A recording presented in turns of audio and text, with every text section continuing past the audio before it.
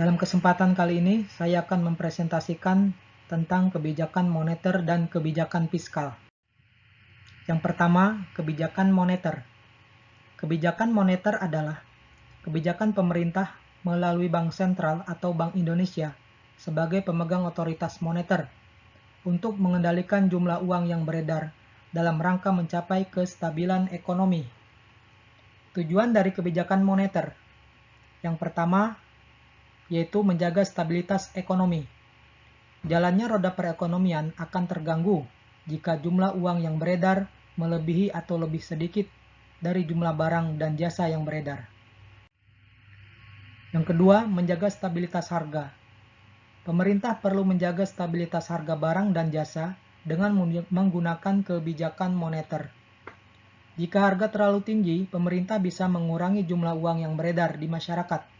Demikian pula sebaliknya. Berikutnya yaitu meningkatkan kesempatan kerja. Perekonomian yang stabil akan mendorong dunia usaha untuk melakukan investasi baru, yang pada akhirnya dapat menyerap tenaga kerja dan meningkatkan kesempatan kerja, atau multiplier effect. Berikutnya yaitu memperbaiki posisi neraca perdagangan dan neraca pembayaran. Salah satu kebijakan moneter yang dapat diambil yaitu dengan menjalankan kebijakan devaluasi atau menurunkan nilai mata uang dalam negeri terhadap mata uang asing. Berikutnya yaitu jenis-jenis kebijakan moneter. Yang pertama, tight money policy atau kebijakan uang ketat. Kebijakan bank sentral untuk mengurangi jumlah uang yang beredar di masyarakat. Berikutnya adalah easy money policy atau kebijakan uang longgar, di mana kebijakan tersebut adalah kebijakan bank sentral untuk menambah jumlah uang yang beredar di masyarakat. Berikutnya itu instrumen kebijakan moneter. Yang pertama, kebijakan operasi pasar terbuka atau open market policy. Yang kedua adalah kebijakan diskonto atau discount policy. Yang ketiga adalah kebijakan cadangan kas di bank atau cash ratio policy. Yang keempat adalah kebijakan kredit selektif.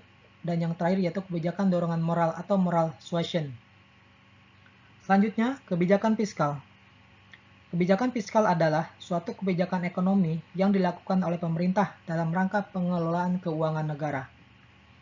Kebijakan fiskal terbatas pada sumber-sumber penerimaan dan alokasi pengeluaran negara yang tercantum dalam APBN, dan semua itu untuk mengarahkan kondisi perekonomian menjadi lebih baik. Selanjutnya adalah peranan kebijakan fiskal.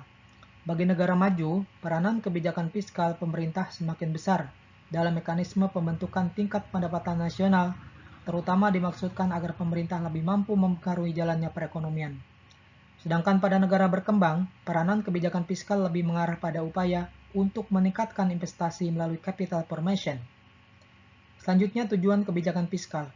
Yang pertama adalah memperbaiki keadaan perekonomian. Yang kedua, meningkatkan kesempatan kerja. Yang ketiga, menjaga kestabilitas harga-harga secara umum dan laju inflasi. Yang keempat, meningkatkan distribusi pendapatan nasional.